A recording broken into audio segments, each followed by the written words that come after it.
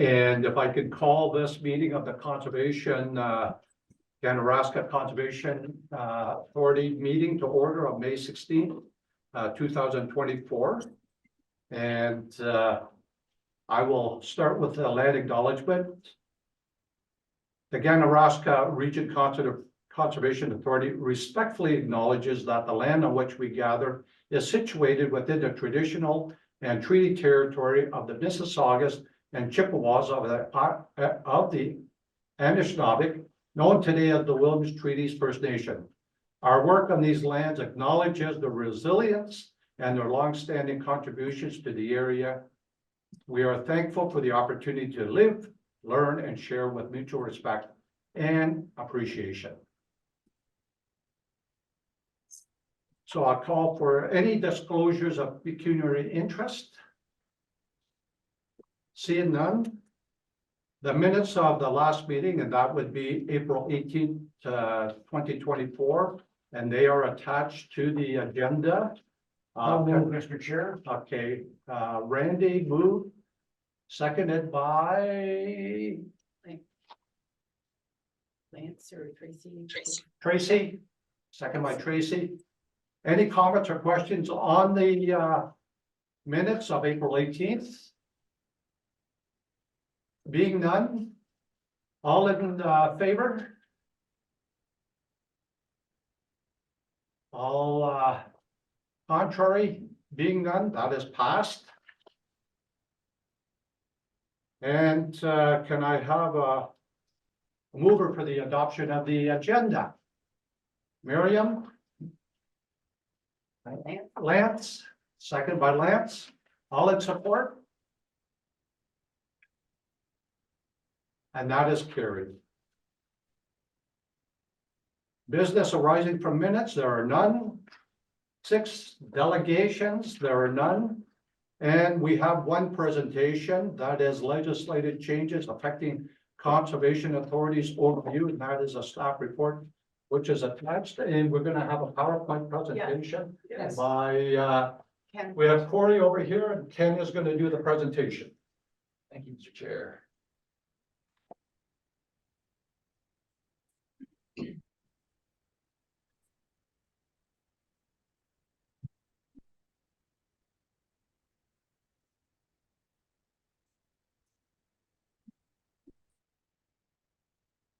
Can everybody see that presentation? Perfect. I just wanted to make sure this time. All right, hi, this is just going to be an overview of legislative changes affecting conservation authorities. There's been no shortage of legislation over the last few years, so just going to take this opportunity to go over some of the changes that are happening right now, and a couple that are in effect as well as of April 1st. You'll see some of these reflected in the correspondence that we'll deal with next.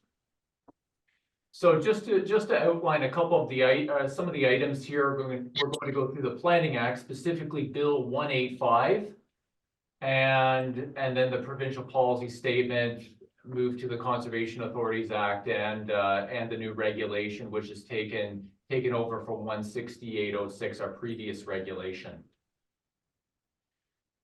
So with respect to our planning and regulations program, there's kind of a twofold part of what we do here. Our planning role is reviewing and commenting on Planning Act applications, for instance, subdivisions, minor variances, severances, as per delegated authority by the province to speak to natural hazards. Specifically, that's found in section 3.1 of the provincial policy statement. We speak to water courses, floodplains, and the erosion hazards. And then we have a regulatory role. That is the issuance of permits consistent with GRCA board-approved policies as per the requirements of the Conservation Authorities Act and the applicable regulation. So the Planning Act, just in short, the Planning Act sets out the ground rules for land use planning in Ontario and describes how land uses may be controlled and who may control them. And again, and it requires that all decisions shall be consistent with the provincial policy statement. And the Conservation Authority, as mentioned, is responsible for that section 3.1 of the PPS. We can go whenever you want. Well, yeah, you'll have to, at least until this is over. You ready? Yeah. Sorry. So with planning applications in general, we always recommend that Planning Act applications go first before we ask for a permit application. We don't want there to be a change afterwards. So the Planning Act application goes first, but not all applications do require a Planning Act approval. So, you know, if, shoreline protection, for instance, wouldn't be subject to the Planning Act. It would just require a permit from the Conservation Authority. And so the bill that's come forward, Bill 185, the proposed regulatory changes under the Planning Act, is one of many pieces of legislation that's been brought forward. This fifth bill targeting the housing crisis since 2023. There's been other legislation like the More Homes for Everyone Act, Bill 109, More Homes Built Faster Act, Bill 23. And this legislation came out the same day as a new provincial policy statement. It was presented on its first reading on April the 10th. And it's generally a bill to streamline planning, the planning process. There is a use it or lose it power for the municipalities. Applications that are approved but not moving forward will lapse after a certain period of time. And there's limited third-party appeals for official plan amendments and zoning bylaw amendments. For those that are not approval authorities and others, although GRCA does remain an approval authority. Specifically, as it relates to the conservation authorities, municipalities can no longer require pre-consultation, which is what's currently required. It's very important, though, that emphasis is put on pre-consultation before they make that formal submission. It's very valuable, making sure that, you know, the submission, when it does go to the formal application, makes its way to the municipality, that we should be in a position that we can support the development as proposed. And it saves them a lot of money. With pre-consultation, we're not dealing with more detailed plans. Sometimes they're hand-drawn and they're just looking for some feedback at that stage. There have been concerns identified by Conservation Ontario for proposed expedited development. For instance, residential units, institutional units, and student housing, and the settlement boundary expansions. We just want to make sure that those are not going to be within areas that are in the hazards, where safe access can be achieved, and where there is a protection of drinking water, access to safe drinking water.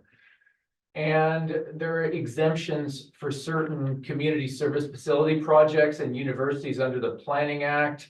And again, the Conservation Authority has concerns with those being located, if they're exempt, those being located within hazardous lands. So those comments are reflected in the Conservation Ontario letter and certainly supported. So the provincial policy statement, there's a new provincial policy statement, 2024. The last one was 2020. This now includes the growth plan as well. It's the Conservation Ontario comments you'll find in correspondence B in the agenda.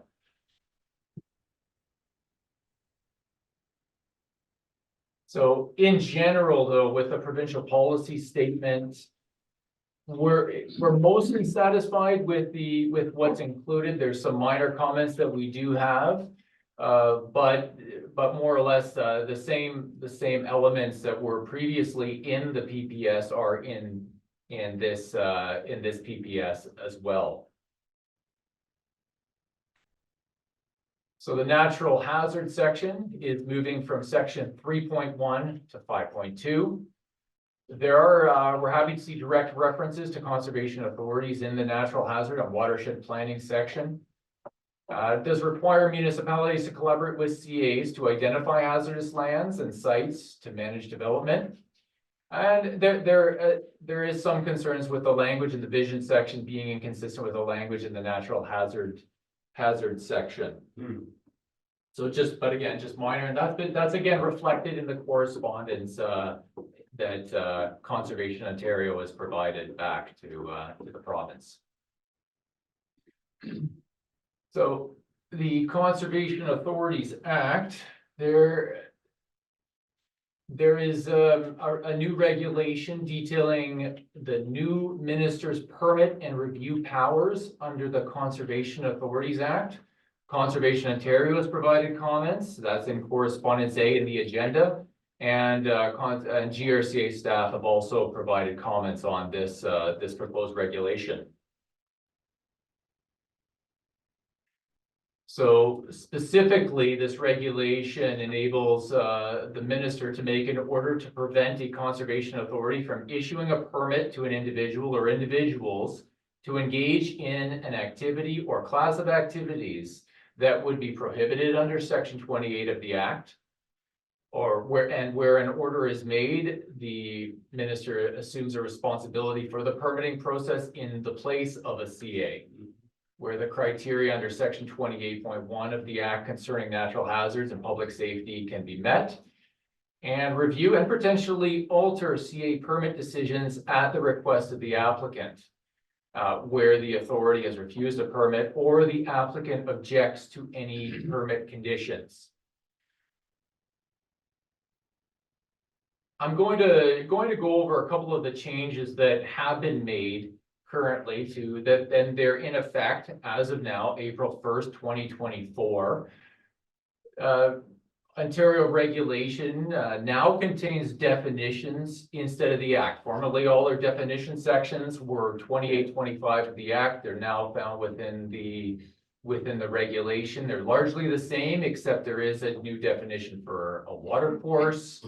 The regulation identifies regulated areas. Primarily, the big change here, as has been previously mentioned, is that wetlands are regulated down to 30 meters instead of 120 meters, as was previously regulated for wetlands larger than 2 hectares and provincially significant wetlands. And the regulation still identifies the applicable flood standards. We use Hurricane Hazel or the 100-year flood, whichever is greater or is identified within a special policy area, those being within Cobourg or Port Hope. And applications for permits now, when we give an authorization, they're under Section 28.1 of the Act instead of under the regulation itself, as was previously identified. So through the regulation, there are a number of exemptions with permitting, and just so you're aware, now these items no longer require a formal permit from the Conservation Authority.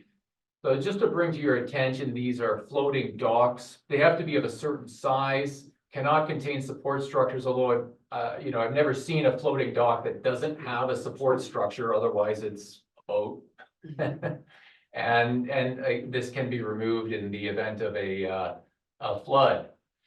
Fences have generally always been exempt from our permitting process, although it does specify now that they have to be 75 millimeters between panels and they cannot be within a wetland. And agricultural infield erosion controls. For the most part, fences and agricultural infield erosion controls, we usually don't get involved in from a permitting perspective, if possible. Non-habitable accessory dwellings that are incidental or subordinate to the principal dwelling, they have to be 15 square meters, approximately 160 square feet or less, and not within a wetland or water course. This is potentially concerning, especially it means that you can build within an erosion hazard if it's small enough. But again, it has to be a non-habitable accessory structure. The unenclosed deck or patio not within a wetland or water course, 15 square meters or less again, and no method of cantilevering. And the installation of tile drains with specific requirements in this particular instance. And then the installation, maintenance, and repair of offline ponds. They have to be 15 meters from a water course or a wetland. And more to that, all the fill material, excavated material has to be removed from the regulated area. Maintenance and repair of municipal drains. We don't have many. I think there's just the one in Welcome, if I'm not mistaken. And a reconstruction of a non-habitable garage with no basement. And it does not exceed the size of the previous garage and does not allow for a change to habitable use. So, and again, just for reference, when we are issuing a permit, previously for permit issuance, there were 5 tests: flooding, erosion, conservation of land, dynamic beaches, and pollution. Now, as of April 1st, when the Conservation Authority issues a permit, we are issuing under the 4 tests of flooding, erosion, dynamic beaches, and unstable soils and bedrock. And that's it for our presentation. If there's any questions, happy to. Yeah, thank you very much, Ken, for that. Randy? Yeah, through you, Mr. Chair, and thank you, Ken. This whole thing, would you say that the idea behind it is to speed up or have a smoother lead to action as opposed to the way it's been? There's been less review required, or there will be less review required, and therefore hopefully it will move things forward in a faster way. Is that your take on it, or is it just going to slow us down again, do you think? Through you, Mr. Chair, that is the intent behind, but I think that hopefully people, if they can come forward in a pre-consultation effort, even if they just come forward to the Conservation Authority in an informal setting, anything to encourage. We certainly, the Ganaraska Region Conservation Authority wants to work with everybody and try and go through as fast as possible. If I get things off my desk as quickly as possible, I'm happy. Understood. So.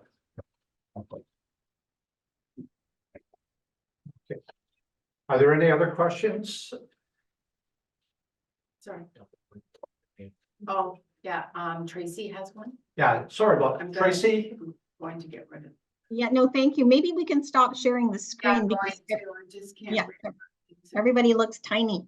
Yeah, No, thanks, Ken. Okay, That's here we go. actually, Ken, that's a really good synopsis of what's going on. Like, you really did nail some of the different changes, and it makes me a little bit more concerned when we start talking about the tile draining and, the Municipal Drain Act, because up in Kawartha Lakes, we have a lot of them. So you flagging that today is going to propel me to ask some more questions in our neck of the woods as well. So if you are able to share that later, that would be wonderful.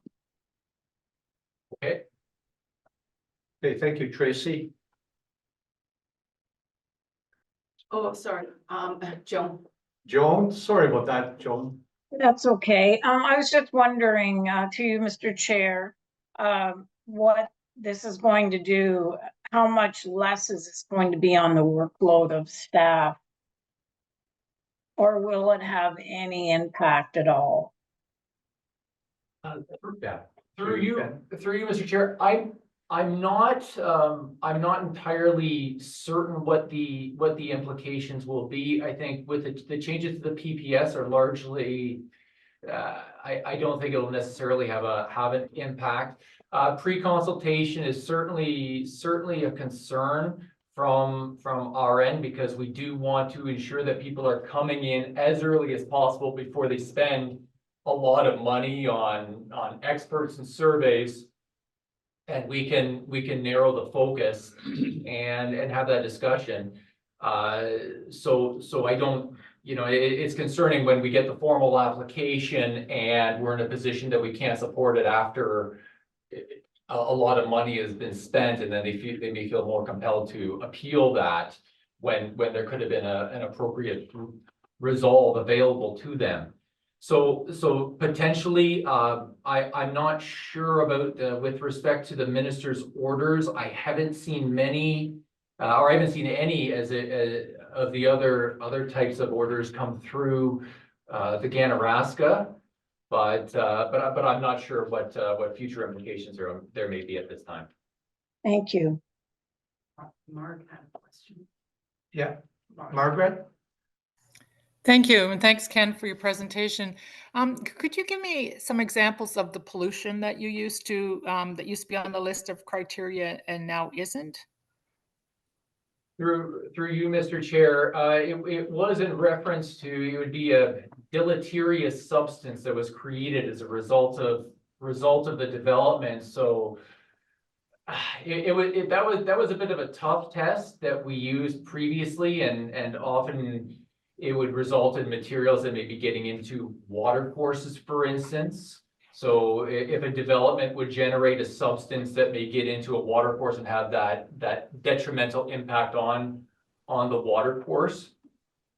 But with the changes, we can no longer really use a pollution test any longer. Okay, thanks. So, but developments would still have to use the screening to protect the sensitive areas, correct? Through you, Mr. Chair, a lot of the natural heritage elements or the concerns as it relates to the natural environment does fall to the municipality now, since the conservation authorities are no longer able to review on their behalf. It's we're looking more from a hazard perspective on when it comes down to permitting, or a hydrologic impact on the wetlands. But as it relates to that natural heritage or the natural environment, that falls to the duty of the municipality. Okay, thank you. Miriam. Miriam? Yes, thank you, Mr. Chair. I do have a follow-up on the pollution question. So who becomes responsible for that? Which level of government? Through you, Mr. Chair, in many instances, if it's going to be a spill, for instance, or I tend to defer to the Ministry of the Environment, Conservation and Parks. But again, from our, or else it would be the municipality, but it is no longer the Conservation Authority. I did have a main question, if I could follow up. Sure. And the letters which speak to this, you know, conservation, there's a wealth of information in there. And, but a question that came out of your presentation and also the letters was concern for liability. So if there isn't the permitting and regulating process through the Conservation Authority and it's back on to the minister, I don't expect you to be able to answer this, but if you can, I would be really impressed. The province passed legislation that made itself not liable. Like you can't sue the province for a lot of things now. And I'm a bit confused. And the letters do speak to Conservation Ontario, suggesting we need to be coordinated on all of these matters. But I was wondering if that was one of them. You can't sue the province. Sure. So if the minister passes an order, and I might be oversimplifying. No, through you, Mr. Chair, I know it's been identified as a concern that there is a liability concern. And that has been flagged. By Conservation Ontario. And That's also- correct, yes. It just came to mind. I believe Mark Lotion has a question. Yes. I did, Yeah. and Miriam Good touched on it. afternoon, Mark. Hi, Chair Willie. I had a question dealing with liability, and Miriam touched on it a bit, and I just was hoping Ken would elaborate a little bit more on that. I presume some of it will get thrown back on the municipalities. That some, you know, they've always got to sue somebody. So since they can't sue the Conservation Authority, it'll go back to the municipalities, I would presume. Would I be right, Ken, in assuming some of that? Through you, Mr. Chair, tough question to answer. I mean, with some of the exemptions, for instance, you know, I certainly have concerns about how, you know, if they're gonna be 15, are they 15, or when can I go and investigate to make sure that they're going to be less? I mean, we can only speak to ensure that they are going to be meeting the necessary requirements from our applicable legislation. But if there is going to be additional with the additional legislation, say for instance, a minister's order, and they do something, then I really don't know. Mhm. Little uncertainty. Okay, thank you. Motion to. Yeah, and if I could follow up on the issue of pollution. Again, we have a lot of park communities and farmers and phosphorus that gets into the water and now I'm looking at an issue that has happened in Ajax, where they have complained about, what is it, the blue algae that has formed along the Lake Ontario. We've never had that? Or have we had any issues? Through Mr. I'm not aware of any blue algae. Well, for you, Mr. Chair, I don't think we've had any in our watershed as of yet, but it's something it is on our radar now. Right. And we're working with the health department just to, you know, identify potential spots, because we do have a water resources technician who goes out and does water sampling, so we've asked him to keep an eye out for the toxic algae that you're referring to. Right. Well, I find it unusual where that's one of the areas that pollution, besides what is it, conservation of lands that is scoped off other than 5. So, and again, with the blue algae, it is toxic. And again, for those municipalities that are getting their water from the Lake Ontario, how far does the pipe go out? Correct. And if I could just add, Mr. Chair, one of the main, well, a significant role that conservation authorities have had in plan review and permitting is sediment erosion control. And that's something where often we're taking the lead in a lot of that review. And I think over time, that's going to have to transition so that there's more responsibility at the municipal level to manage that and grow in expertise and overseeing that. So that might be a change that comes out of this as well. Right. Councillor Zwart and I at our planning and development committee meeting on Monday. One of the reports that came before us is our response from the municipality of Clarington to Bill 185. And that had to be in by May 10th. But it was to allow members of council to see that what had been submitted to the province.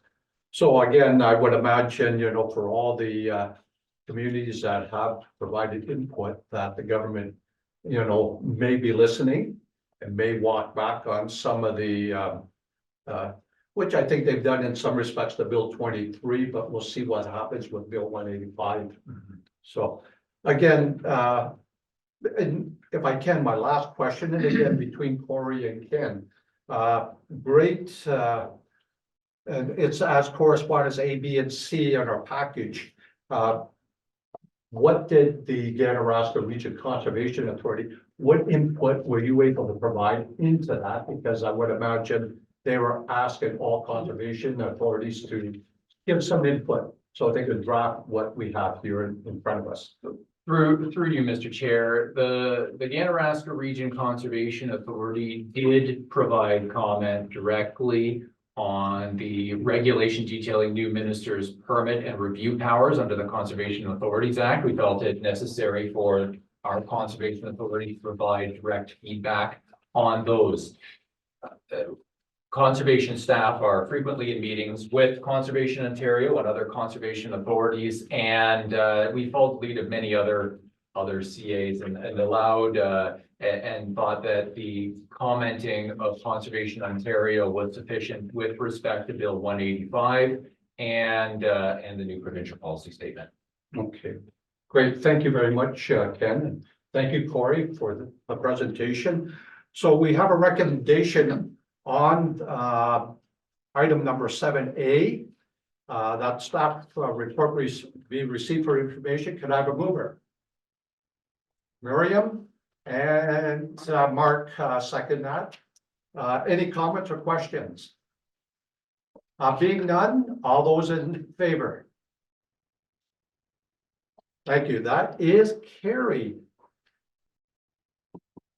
Correspondence, I guess, we'll just move all three. Yes, please, Mr. Chair. Correspondence, 8A, 8B, 8C, kind of a mover, Randy, and a seconder, Miriam. Oh, sorry. Yeah, well, I don't know if you wanted to move. Sure. I And then have you a- can just a vote. little question. Okay, Miriam will second that. She has a question to the A, B, or C, or the. Which one is the ERO? 4, 5, or 6 is down in the corner. It would be B. Okay, So on page 6 of 7. The question posed was, what are your thoughts on updated proposed policies to provide infrastructure to support development? And one of the bullet points refers to a list of large and fast-growing municipalities provided in Schedule 1 of the proposed PPS 2024. I have not had an opportunity to check Schedule 1. My question is, the jurisdiction of the GRCA, is it part of that so-called list of large and fast-growing municipalities? Through you, Mr. Chair, I believe if I'm not mistaken, that Clarington would fall within that, Mhm. but not to the east. Thank you. Yeah, Clarington is one of the municipalities that consists over 100,000 population, and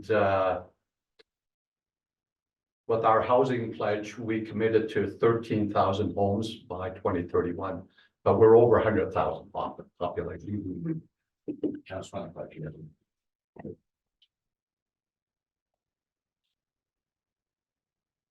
Any other questions to the reports? Now, maybe one, and if I can, to the issues of liability. And I think recently, if you Google it, Desjardins is one of the insurance providers that have said that they will not insure homes within flood-prone areas. Now, that's not to say all of them. Some may provide insurance, but your premium will probably be very hefty. So, you know, again, what we're seeing before us, and maybe Ken can speak to this, trying to, and the letters from Conservation Authority speak to that, where sort of taking that forewarning, if you do build, there is a liability issue. Future, Yeah, through you, Mr. Chair, the Conservation Authority is trying to make sure, through our comments, that all the legislation aligns, that, you know, we can continue to do our job, that, you know, there's not going to be further fragmentation of those floodplain hazards. There's concerns with additional residential units being created within the floodplain. Certainly, they're supported outside of the hazards, but not within. You know, creating a basement apartment, for instance, within a flood hazard would be of major concern to the Conservation Authority. And a change of use is a requirement to get a permit. So changing an existing single family residential to having a basement apartment would trigger the need for a permit. So we want to ensure that as much as possible, people are outside the floodplain. And where it is approved for development, that they are meeting certain applicable standards, namely dry flood proofing, ensuring that that structure has been demonstrated to be safe, subject to a regional storm flood, and thus an engineer has to do the appropriate design and considerations. On top of that, having safe access to that property in the event of that regional storm, ensuring that emergency services are able to service that dwelling as well. okay, thank you very much, Ken. Being no more questions on the reports, we've had a mover and seconder, all those in support. And that is carried. Now, number 9, applications under Ontario Regulation 168/06, and the permits approved are attached, schedule attached. Can I have a mover? Joan? Joan, and seconder. Mark. Any comments or questions? Being none, all those in support? Okay, that is carried. We're moving right along. Committee reports, none. That's number 10. 11, new business, none. 12, other business, none. Public question period. There were no questions. No Mr. Chair. questions. So- We do have to go in camera, Mr. Chair. Okay, number 14, Mover and a seconder go on camera, and then I'll do a verbal. okay. I'll move Okay, a it. mover, Miriam, and second to go in camera, Tracy. Tracy. All those in support to go in camera? I just have to pause the recording. Anybody see where it says pause? Is that pause? Recording. Okay, motion to come out of camera, Randy, and I think, Mark, thank you. All those in support? Thank you. Thank you. So that leads us to number 15, adjournment. And before we adjourn, I want to wish everybody a happy long weekend, happy Victoria Day. Thank you. Okay, motion to adjourn, Miriam, seconded by, Don't need a Don't second. need a second. Okay. Don't need a second. okay, Good. have a good long weekend. Meeting Thanks so adjourned. much, everyone. Thank you. Victoria Park in October. What's going on?